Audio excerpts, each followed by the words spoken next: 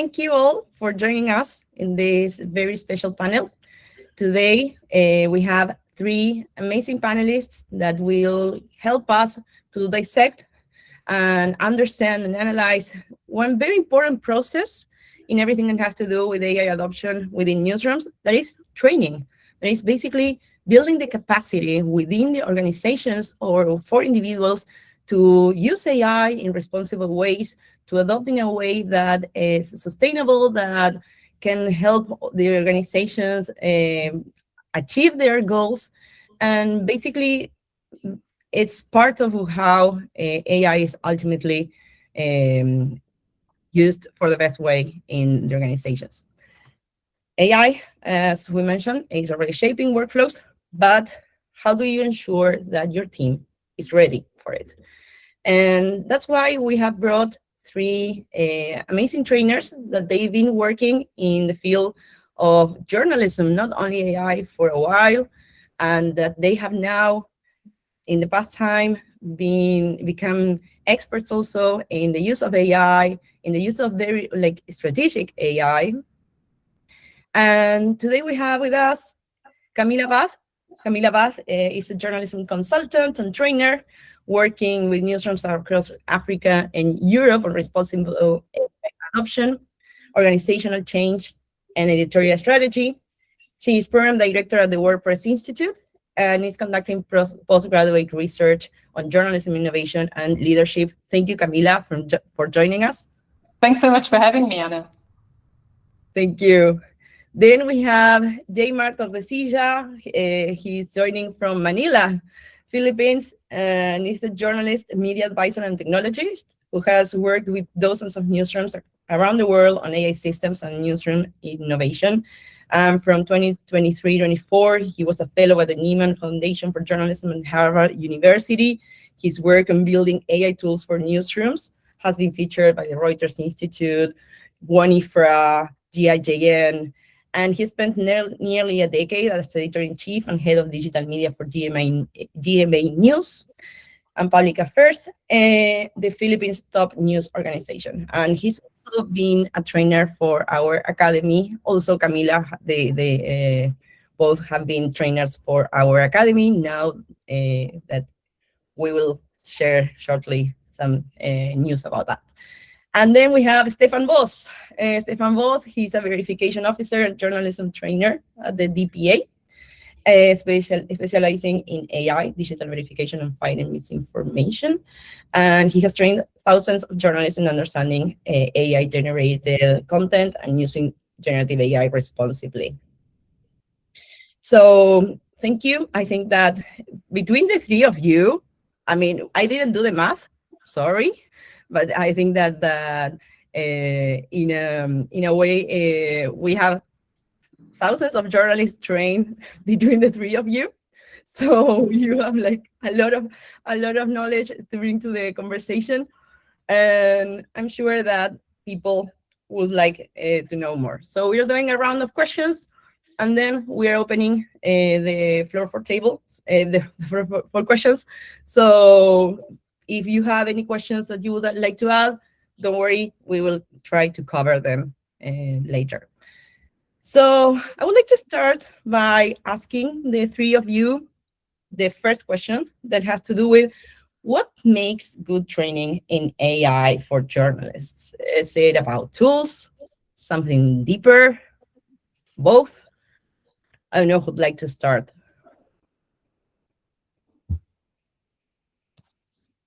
Stefan? I can start. Thanks for the question. So that's what we are often asked about tools. I would say for the beginners, learning to prompt is a lot more important than to have the right tool. Tool come later. So if whatever chatbot you are working with is ChatGPT or Gemini or Perplexity, it's not that important. So you should do first your basic learnings. That's the one thing I would say. And the other thing is what I have realized over the last years, that it's very important to start with a clear understanding of how LLMs work, where their limits are and why they produce plausible but sometimes false answers. So to say that tool skills matter, but the critical judgment is a lot more important on that. Stefan, I'm happy to pick up there and just add my 2 cents worth. I completely agree with everything that you've just said. I would say, though, that I like to start my training almost 1 step back as well. To me, really good training starts with the why, not necessarily the what or the how or the tool. It's about the purpose. Asking ourselves, why are we using AI? Is AI correct to use in this scenario? What problems are we solving? Is it appropriate to use AI to solve those problems? And then also, crucially, are we making our journalism faster and easier to do, or are we making it better as a result of using these? And I think it's a really important distinction that we need to add up front, to say that we're not just doing this to do the same thing faster and cheaper. There has to be a tangible benefit for the newsroom as well. And I think that's a really useful framing for any conversation that happens around training. And this is possible, by the way. You get better journalism with AI if you know how. Well, I hate to agree, just echo Stefan and Camilla, but I will echo Stefan and Camilla. It starts with the why. But in my experience working around Asia Pacific and the Philippines in particular, there's a lot of awareness of AI. Everyone has used it. Very few have used it for journalism contexts. There's a lot of fear in terms of using it, because the original use cases that came out a couple of years ago for journalism purposes is, it was built as this thing that would replace reporters or journalists. And so a lot of the training I've done is trying to disabuse journalists and editors of that notion. And basically building their understanding from the ground up. And I usually begin my training sessions by talking about myself and my work. And the conclusions I got was that, it's good for some things, but, the journalist still needs to have substantial input for AI to be useful in the newsroom context. And so that is where the discussion about tools come in. And when they see all these other use cases that they were not familiar with, you could see the light bulb clicking above their heads, and it actually becomes obvious to them how they could use it into their work. And so a lot of the apprehensions fade away once you show them how these could be used to actually solve the problems that they have in the newsroom. That's very interesting. I mean, I always hear about this. Okay, I want to use AI, but I specifically don't know where or don't know how. And when you bring the use cases, it's like, oh, I understand. This is something I do. This is a problem I had. So it's just that I didn't realize it was a problem before. So, and we're gonna go back to the risks and the misconceptions and fears that a little bit later. But first, how do you make a decision on where to start when a newsroom or an organization asks you to help train their journalists? Where you say you start with the why, you say we start with the reason, but also like in terms of pedagogical plan, like how does that turn into reality, into a practical approach? Well, I'm happy to jump in here and then say, like, the way that I approach things, first of all, is always to gauge the current or existing use of AI in a newsroom or among participants, if it's a mixed group. What is their level of AI literacy? Sometimes it's very high, sometimes it's hardly existent at all. Sometimes it's a huge mix, and that really determines how you approach it. The most important thing for me, though, is to understand where the pain lies, where the pressure points are. What are the problems that these people are dealing with specifically, and then look for opportunities where AI might be able to help them solve those problems. So start with the problems rather than the tools, rather than the solutions, because otherwise you end up just being a hammer looking for a nail. If I may, the pain points are really important, Camilla. I don't know about if you had the same experience in JMark as well. Whenever I prepare workshops with my clients, there's one caveat in the pain points. It's that what causes journalists the most frustration is usually their editorial tools they're working with. So it's the CMS, it's the email management, and for news agencies, for example, this event announcement planner or something like that. So there's a distinction already that we say, yeah, you know, like the CMS, that comes behind, that comes later, solutions for that, all these tedious work is in there. But I fully agree with you with the pain points. And that's a very good gain in the beginning to show, wait a second, you could do it with the help of AI, and this saves you maybe 10 minutes, maybe half an hour. And this is already where that's the light bulb, Jay McHugh were talking. Yeah, I would agree with that. And it also depends on the nature of the program. Like there are longer term programs where you get to work with teams over a period of weeks or even months, where you walk them through the tools that they are developing. And then there are one-time workshops for organizations who just want an introduction to what to what these technologies are capable of. A good start is always, and most people managing newsrooms would relate to this. We want to know what everyone else is doing, and that's always a good start. And that always gets their blood running. But a lot of the time, what I've had to tell people is that they need to focus on the problems that they have on their team.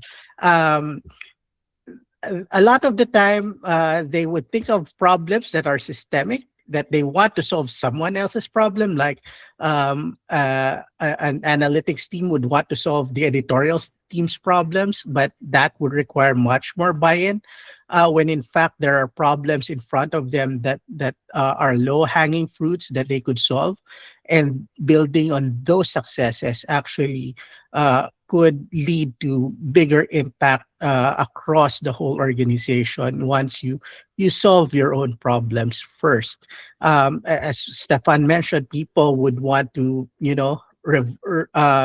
rework their whole CMS when in fact that's outside the scope of your team's problems. There might be some things in your workflow that AI could help you with, and figuring that out and narrowing that scope is key for adoption and making the system work.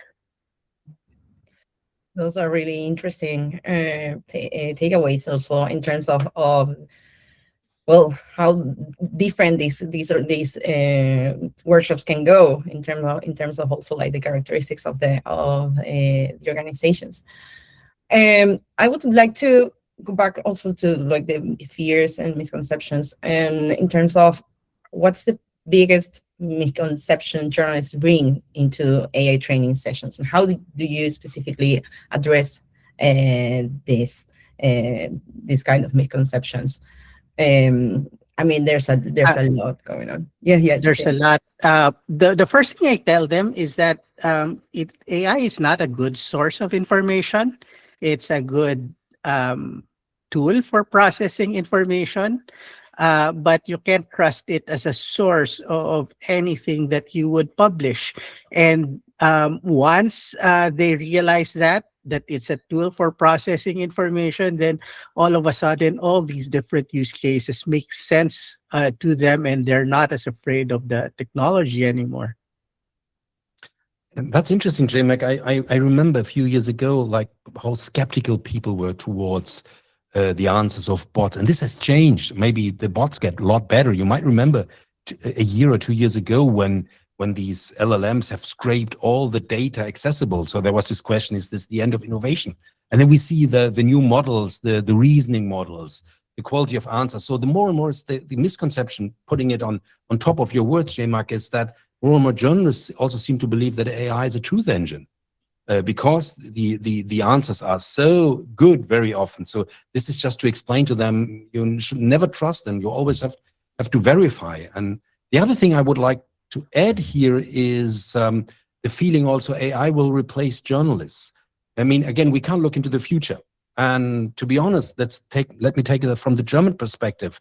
So I usually say, no, it's not AI endangering, it's the media change. So it's the totally changing environment for journalists in Germany, which is heavily endangering jobs in journalism. So, and I would say that I try to explain it that AI can make quality journalism better if you use it, but yes, AI can destroy journalism as well if you just deny working with it. So I know this is not really, maybe not encouraging for all of them, but at least not for quality journalism, I don't see that danger at the moment.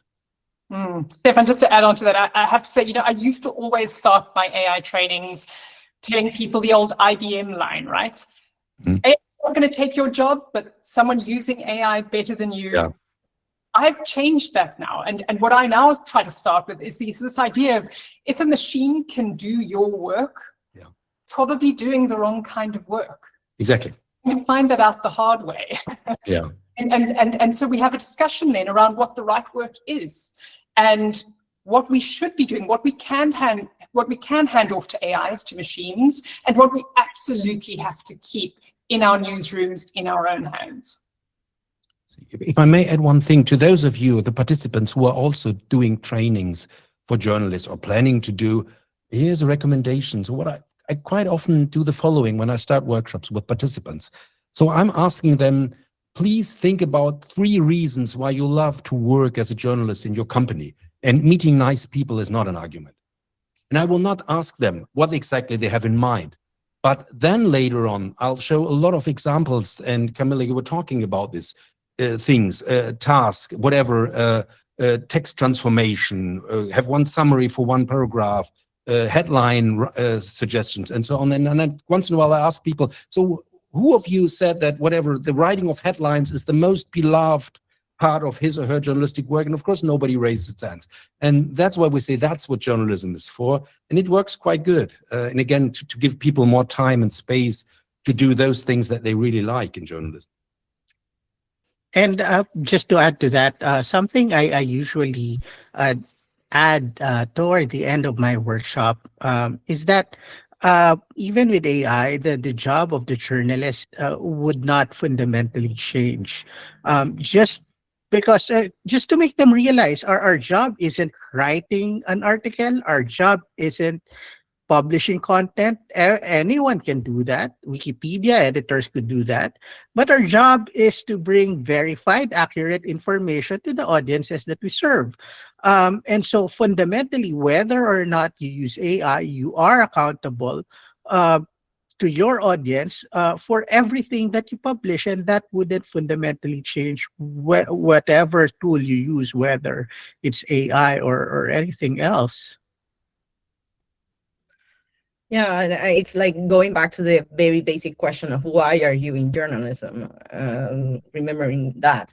I would like to ask you, I mean, this is very like related to like, okay, we have, when you go to an organization or within your organization or whatever, and you find the classroom, let's say, like this cohort, and there may be like this kind of very like the skill gaps that are there any skill gaps that keep surprising you? Because for example, we've been around, I mean, Gen AI has been around for a couple of years now, 3 years already, and there's a lot of, but is there still like this kind of very like deep skill gaps between some, and how do you address that? Because at the same time, your work as trainers is to leverage that knowledge.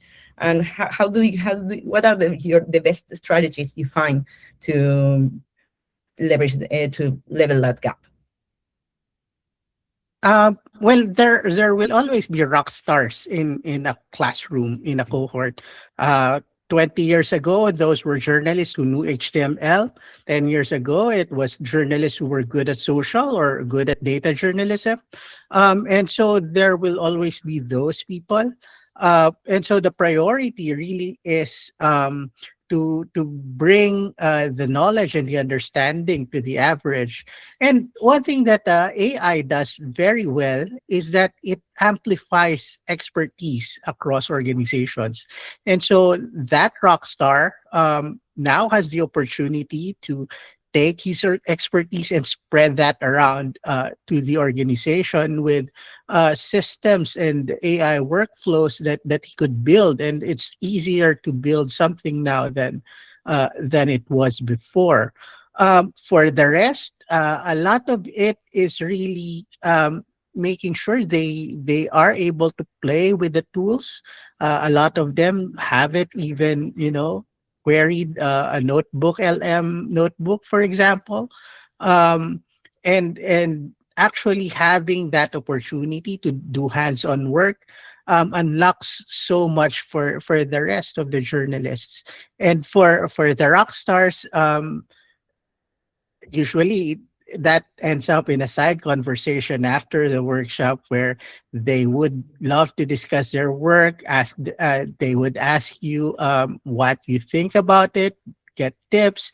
I built networks through that, and so every classroom has that star pupil. If I may add on that, Anna, what I see, the longer I'm doing trainings and the longer AI is already around, I still see there's this, the lack of conceptual understanding in newsrooms, that journalists, even in digitally mature newsrooms, that many people do not really understand how LLMs generate answers. And that is a problem. And it's not that difficult to understand. Even journalists can learn it, by the way. Even they. And this is very, very, very important just to say, why are answers generated? Why are they plausible? Why do they fail? And also I do a lot of trainings on deepfake detection, so AI generated content. And the knowledge of how LLMs are generating content helps you also to also debunk AI generated videos, for example, just to tell people, so why is that so poorly made? Yeah, because of lack of data and other things. So this is, I would say, this is still a gap. And again, I'm surprised that after the years, maybe it's fully understandable. But again, to you, those of you who are training or plan to do trainings, get yourself really into how LLMs work. And this is the key to a lot of answers also for the future. Also, when you get expectations, people ask you, will this work or not? It's relatively easy to answer when you know how their structure is and how they are coming to the answers. Yeah, I totally agree with all the points that have already been made. I'll just add one more to say that something that really surprises me in training still to this day is the skills gap between the journalists, the people on the ground who are doing the thing, and often their editorial leadership teams, the teams who don't necessarily understand AI well enough to make sound strategic decisions around it. So you've got people on the ground using AI in all sorts of ways, and you've got leadership who aren't necessarily always aware of the use, firstly. So it's shadow use very often that we're seeing. And then also there's this level of not knowing where to deploy AI, right? So a lot of what's happening at the moment is adoption from the bottom up, and it's chaotic and it's messy. And we're not seeing the editorial leadership teams of newsrooms skilling themselves to the point where they can better control that chaotic, sort of messy adoption. I think that that brings us to a question that has to do with that, like saying, okay, you have trained, for example, the editorial team, and then but then you have to do you have to bring the leadership. I mean, I think that yes, leadership needs to be involved, but how I mean, thinking about that as training sustainable, like how do you ensure that what you did in these sessions can stick? This was pretty much our call today. How do you ensure that your trainings in that way, they don't just stay there within a couple of sessions, or within those four walls in which people were, or like this online sessions or whatever? How do you do that? What does it take for training to stay and turn into adoption, into real adoption? Yeah, I'd like to add to something Camilla mentioned about ground up innovation or adoption. It's true everywhere.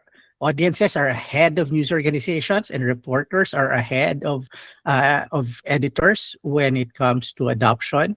And so once you make that clear, it could actually be something good, because and I've changed my view about this in the 2 years I've been doing this. Uh, top top down decrees on AI governance don't work.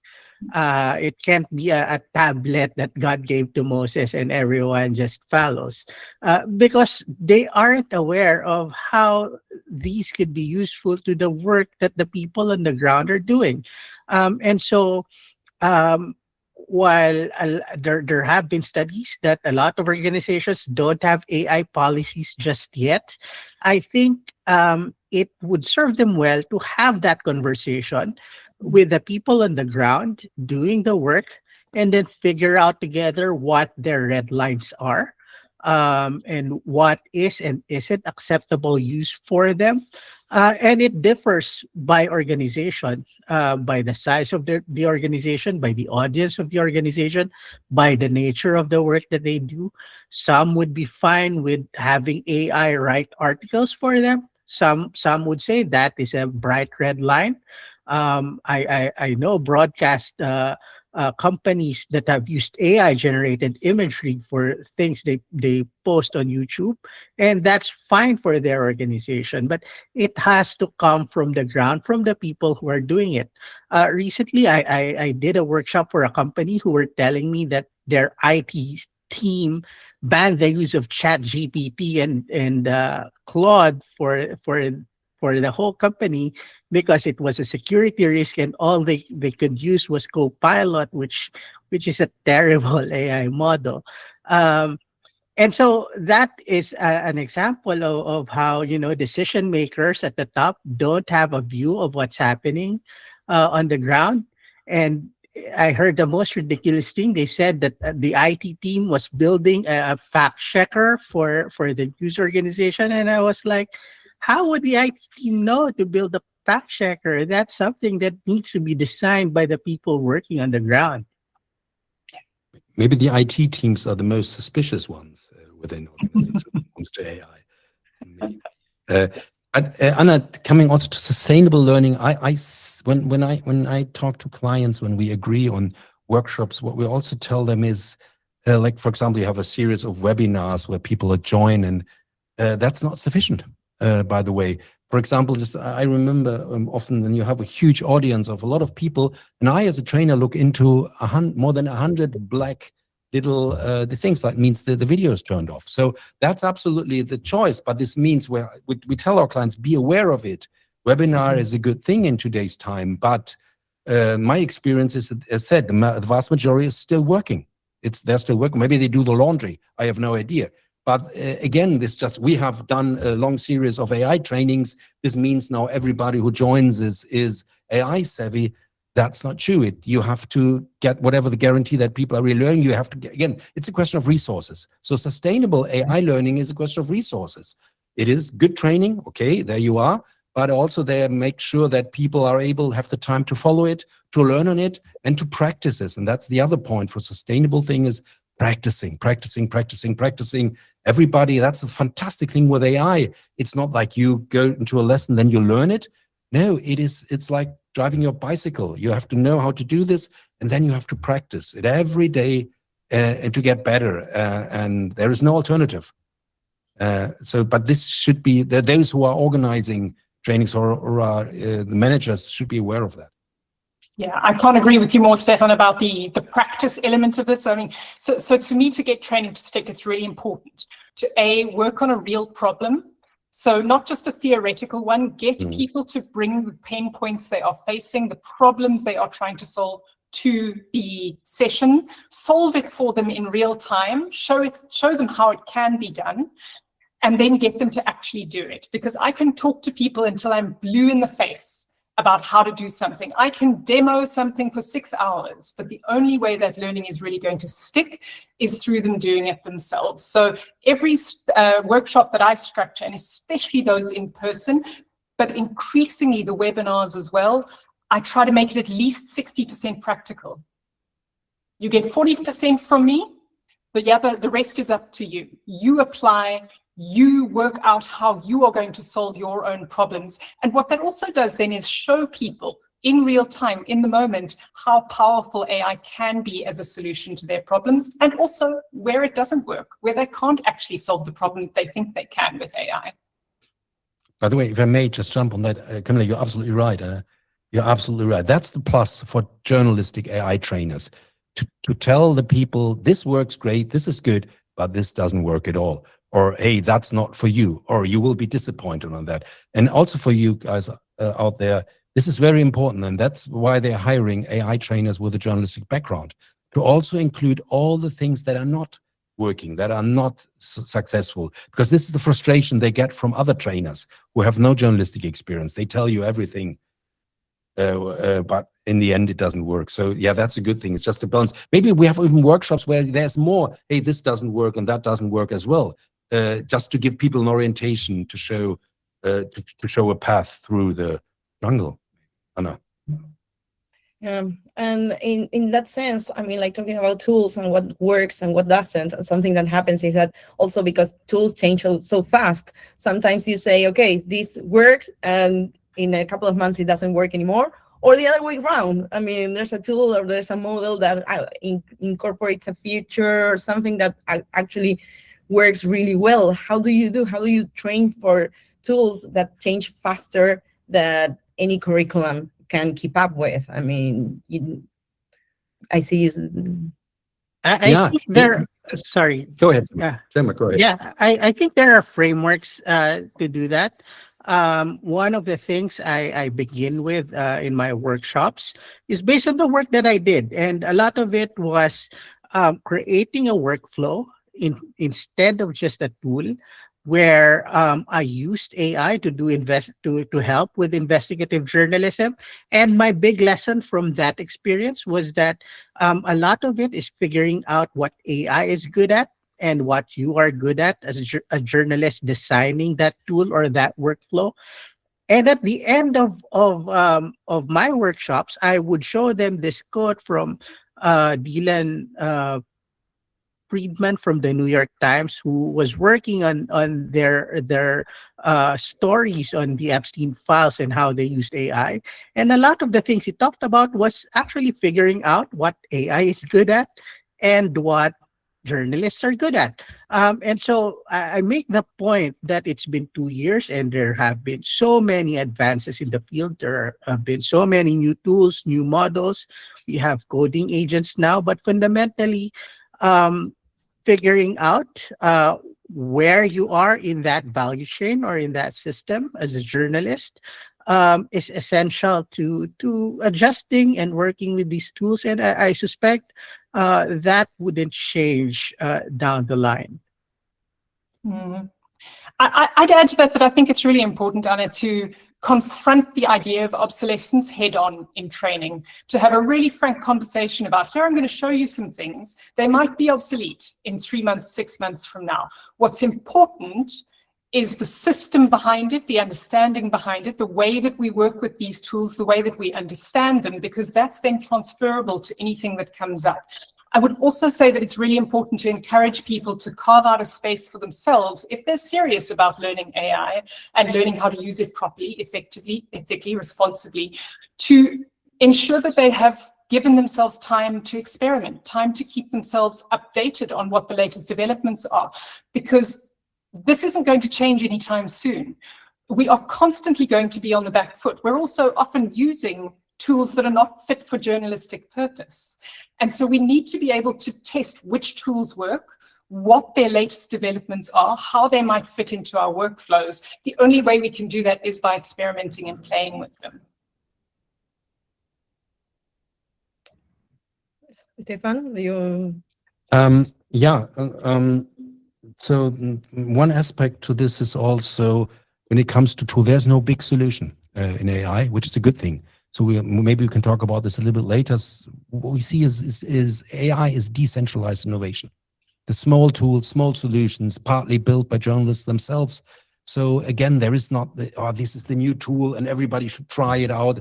as my colleagues have mentioned already, this doesn't really fit into journalistic needs. Yes, once in a while, but then you got wonderful tools, and I read them in the comments already, like Notebook LM and others were out there for a long time. They are for free.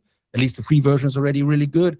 Or if you rely on your chatbot, like whatever, ChatGPT or Gemini or Perplexity, reliable, and you can do your structured prompting trainings, your accuracy prompts, and other stuff to tell people how to work on that.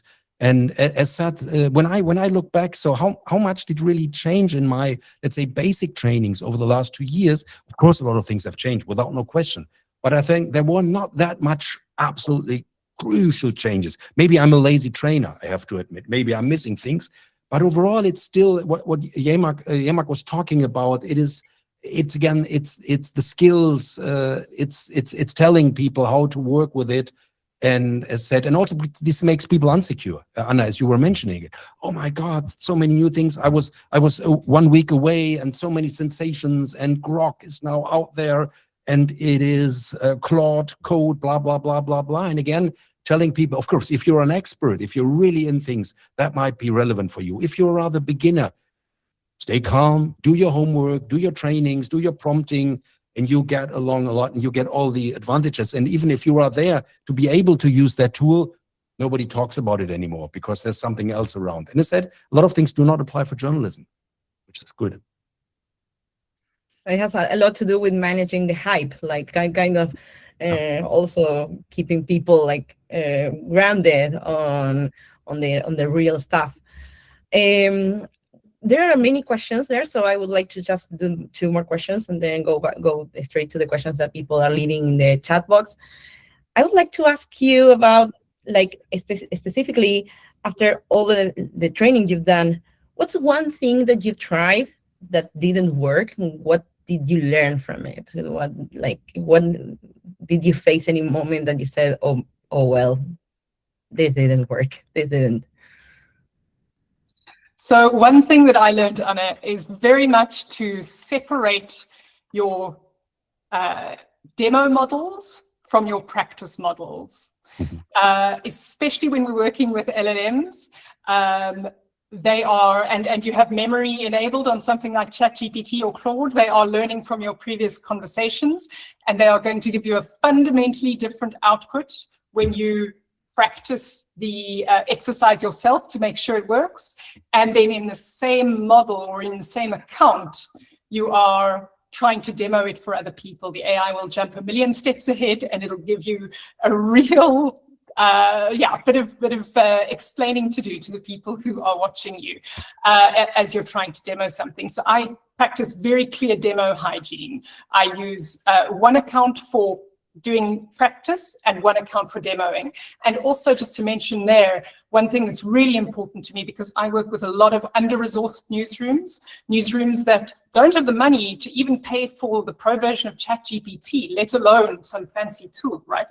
I always make sure that I am working with the freemium or free model where I assume that's what people are going to have access to. Because if you are working with a paid for version, you are going to get, again, a fundamentally different output compared to what your participants are going to get. So I think it's really important. That's something that I've learned that is incredibly important to make sure you're doing all the time, is equipping it for the people who are actually going to be using it. That's very useful. I've got two lessons, and I would love to share them with you. One thing is, if you're doing trainings for other organizations, try to be invited into their enterprise AI model if it exists, because otherwise, and I had the experience in the past that the participants always ask me, so how is this in our version of whatever, ChatGPT? And then I had to say as a trainer, yeah, I don't know, I don't really. So nowadays, I'm just asking once, and they're happy to include me, so I can show in your organization, you just put on that, or the agents are hidden here, and that's the one thing. The other thing I'm right in lessons learning is, I was trying to teach full AI automation for journalists, and I'm still in there, but I've realized that means workflow tools, that it is too complex for non-coding journalists, I would say, at the moment. That's a learning, because I was relatively hopeful, to train people, to set up, as I said, decentralized innovation. But these tools like N8N or Make or others as well, and a lot of people, that's super easy, it's so easy. No, it's not. I mean, it's super fascinating, it's worth to work on that, but it's not like doing it overnight and here you are. So that's rather, for me, a hard lesson, because I was relatively optimistic that it would be possible, but I had to realize, no, it's not. So we see solutions more now in closely cooperating, Jamak, there we are with the IT department. So we are now there rather to have the IT work on templates, which then later on can be modified by journalists whom we are training. But I would not support the idea anymore to say, yeah, every journalist can do AI automation. I doubt it now. But maybe somewhere out says the different, and I'm happy to learn from that person, but I'm rather skeptical. For me, it was about the structure of the workshops that I do. So for the longest time, I led off with this long lecture about AI ethics and governance and what happens in the media business with AI. And it was a very dry lecture. What I found was flipping it around, talking about the organization and their use cases and how they could use AI before going into that conversation about ethics and governance. And this time they have a personal stake in how these should be drawn up, not just for their organization, but for the industry writ large. I found that facilitated so much more insightful conversation from the participants, because now they see how they could use these tools, and then they think about where the red lines are, what use cases are acceptable and are not, and then I do challenge them. I try to find counter examples that would force them to think about specific use cases and what is and isn't acceptable for their newsrooms. And so I found that actually has a more lasting impact in terms of how they think about this technology as it relates to their work and as it relates to the industry. That's very interesting. Thank you. Well, I'm gonna start doing questions from the chat box. I'm gonna start with one question from Corinne. She had asked about, like, I saw that you were you also answered there about the differences between pro accounts and well, for example, Camilla mentioned about the differences when training newsrooms that usually don't have the resources. But do you have any advice on how a newsroom or how an organization should approach the decision about which tools to explore or adopt if they can't afford the kinds of enterprise accounts that wealthier newsrooms can afford? Because of course it's the whole world of difference. For basic trainings, as said, I just say you don't need to have a pro account for that. That's very important. That's inclusive person. Most things like structured prompting, accuracy prompts, a lot of other work can be done.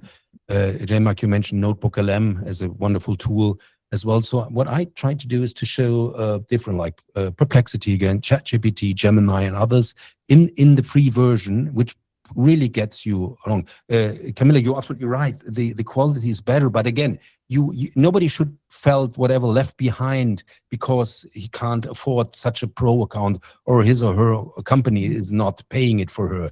So, and this is also like our duty as a trainer to set up trainings where all participants can join. And then, of course, later on, when people are deeper and then they want to build their own non-complex agents or others, already second, third, fourth level, there you need the paid accounts. But again, nobody should be worried. That's the other thing, Anna, about innovations. You are not left behind when you're using pro accounts. Again, do your prompting first. And again, you get a lot more out of better prompting than having a pro account in the beginning. Later on, it changes, I said. Anything else? There's a question also here about the the AI policy, or like how to build like or like support newsrooms in, for example, in AI governance and everything. I mean, how critical, Mickey asked about how trainings that are tailored for media managers. How critical is an AI policy in newsrooms, and if there are any best practices that you should recommend? You would. I don't think there should be separate training for media managers. I think it's best if they're there with product people and reporters and a wide swath of the newsroom, and so they could figure out together how their staff are using AI, and then build their governance frameworks from that. Uh, I would like to address also another question about AI governance, about how we don't know data is traveling if we use whatever AI the journalists want, and that enterprise models like Copilot might not be versatile, but it is safe.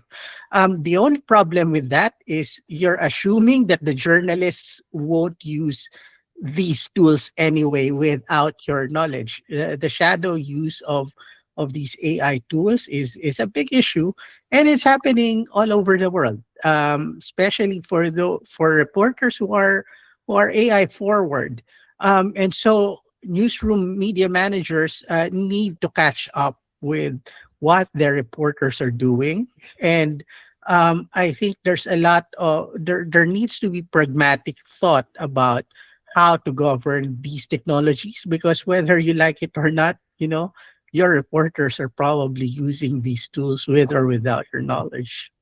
Yeah, everybody's doing it and no one's talking about it. And that to me is really the crux of the matter.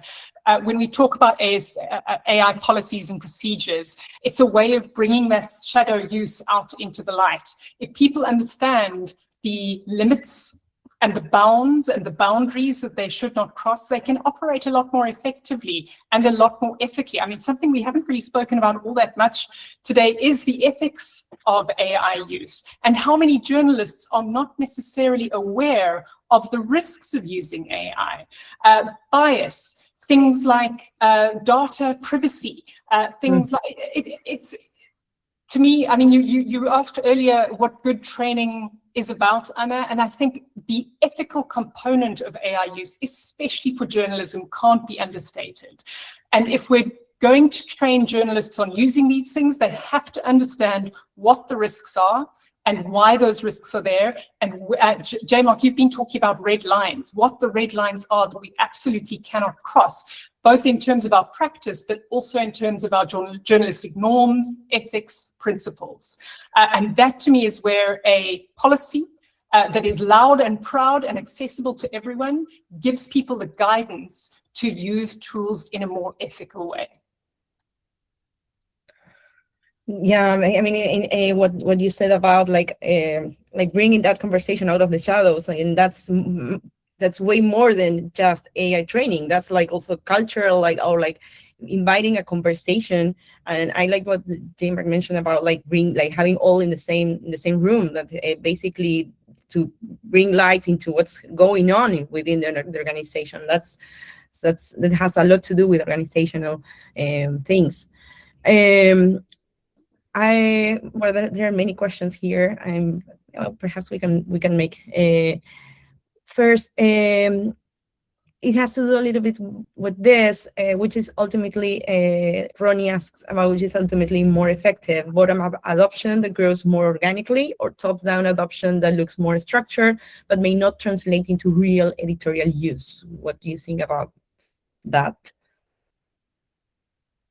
Well, I think if it's a structure that doesn't lead to editorial use, then it's not very useful. Perfect. I know. There's a question here also from Tony that are there, for writers and editors looking to strengthen their AI prompting skills, are there any particular readings, online courses, or other resources you'd recommend? I mean, because I feel like a lot of times people are like, where can I go? What can I do? Is there anything that you'd recommend? Any platform? So, I mean, not because you're our host, but I think Journalism AI has some amazing resources on this. In terms of the training that's done through Journalism AI, I always direct people to that first and foremost. But I think there are an enormous number of free training opportunities out there if you just look for them. Just spend 5 minutes Googling and you will find them. I also encourage people to look at prompt frameworks and prompt training opportunities outside of journalism, because I think a lot of the interesting stuff is also happening outside of what we're doing. And if we look critically at what those other industries are using AI for and how they're structuring their prompts and what they're achieving as a result, we're able to import that into journalism and make it journalism specific. So I don't think it's just a closed community talking to itself. I think we do need to learn from other industries as well. I would add, Google has a very good basic prompting guide. If you've never played around with anything related to chatbots, that prompting guide and an introduction to how LLMs work is very good. The other resource I would mention is there's this blog run by Northwestern University called Generative AI in the Newsroom, which has talked about how basically it's people sharing their AI use cases for problems that they solved. And you can go as far back as 2023, just after the launch of ChatGPT, and people documenting how they've been using the technology for their own use cases. That's great. I have just shared the link, and I will also share our case studies database, because we've also been collecting case studies from 2019. So there's also like a lot to dive in. Stefan, any recommendation or any? Everything is mentioned. Perfect. I think that, something that what you mentioned, Camila, about like going beyond the journalism ecosystem or the industry is very important. I mean, like right now, like for example, to understand what's going on with models and companies, or like basically what are other industries developing and that kind of things. It's very important for journalism, not only in terms of AI, but also in terms of a lot of things that sometimes we have these endogamic conversations and we kind of forget that a lot's going on. There are many. And if I may, there's one question I would like to answer on that. Is what's your take on AI tool hallucinations? So if you expect us to tell you, well, this chatbot has more hallucinations than others, at least I don't have an answer for that. And it's in our trainings we train it the other way around. We train people how to avoid chatbots to hallucinate. So these so-called accuracy prompts, not only ask a prompt question, but also do a proper web research, or read my prompt, each word, and no guessing, and so on. So this is the point. Again, I have no idea which of those bots is more reliable than others, and this might change next week with an update. So the recommendation here is definitely, again, to train people to avoid. And with these accuracy prompts, by the way, you can make bots a lot more reliable. Again, not perfect, never perfect, but the level of mistakes is significantly going down when you're telling the bot what to do and to understand it here.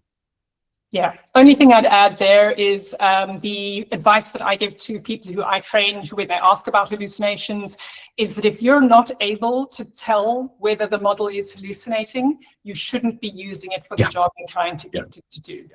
As simple as that. If you can't tell that it's giving you a false output, you should not be using it for this job. here's a recommendation to those of you who are maybe like I am in the second half of your journalistic career, but also to the younger ones as well. So being an expert, topic expert, is helpful working with AI, honestly. So if you're in financial politics for years, great. I mean, you see, as Camilla was saying, you can divide all these mistakes or hallucinations from the truth. Again, I'm not excluding those new journalists, not at all. But again, this is also why I try to encourage also journalists, as said, in the second half of their career, that their abilities are perfect for working with AI, because they say they can judge, they are able to edit it, which is absolutely necessary. So that's what, Camilla, what you're saying. What we recommend is the following. When you're a topic expert, the more you know about a topic, the deeper, the more intense you can work with AI, because you can check the answer. If there's another topic you have almost no idea, nevertheless, you can use AI, but be very cautious, because you will not find the difference between plausible and correct. So this makes the difference here in journalism and AI. And earlier, I mentioned what I tell my workshoppers, that AI is good for processing information, not to endorse them or anything, but Notebook LM is a great tool for doing research, for example, because you bring your own sources, and when it answers based off those sources. And it has a feature, I think it's a killer feature for journalists and researchers that most other chatbots don't have, is that it has footnotes, which takes you to the original source document, so you can actually fact check the answer instantly. And so I still wouldn't trust the LLM completely for that answer, but if there's a mechanism for me to be able to fact check that, then that makes it more extremely useful for me. The other killer use case that I show during my workshops is using it for data analysis. Because if you use it for structured data, for example, what LLMs do is they generate Python code that you can audit, that someone who knows Python can check and see whether it had the correct code. And it's actually less prone to hallucinations, because if there were a hallucination, it would happen at the code level and the code just wouldn't work. And so it's quite useful for analyzing structured data sets that, to do operations that used to be the province of data scientists or data analysts, and now any journalist can do them. At the end of the day, I think it also comes down to just simple, good, basic journalism, right? One of the rules of journalism is trust but verify. And in a way, that's exactly what we're doing here.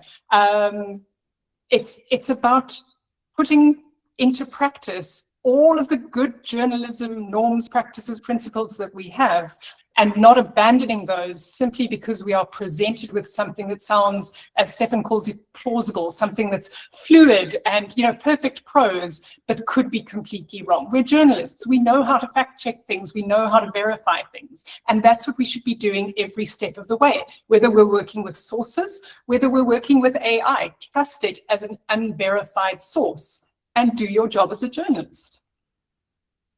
I think that's a great thing, and that's a great comment to end this session, because we arrived. This is the time to end. I have left a link to one of the resources we have. That is a directory of AI and journalists, trainers and consultants. Of course, both Stefan, Camilla, and J-Mark are part of this database.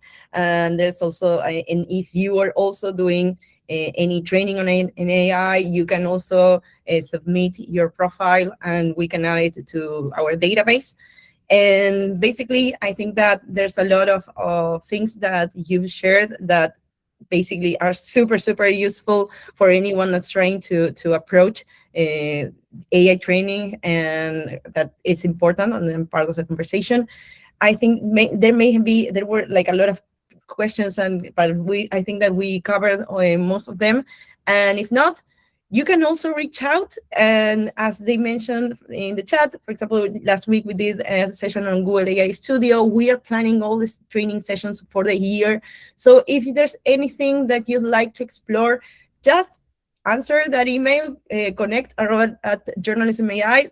That's me on the other side, and I'd love to read your comments, and I'd love to read your suggestions on how we can build this ecosystem of training for journalists in a way that is sustainable, that is like sustainable, that's really useful and relevant for you all. Thank you again. Thank you for the amazing panelists. I loved sharing this panel with you. And well, for those who go to Perugia, go and find Stefan. I know Camilla, J. Mark, they are going. I'm not going. I will just like. I'm not going. Cheer you. Yeah. Okay, well, perfect. Thank you again. Thank you so much, and hope to see you again soon.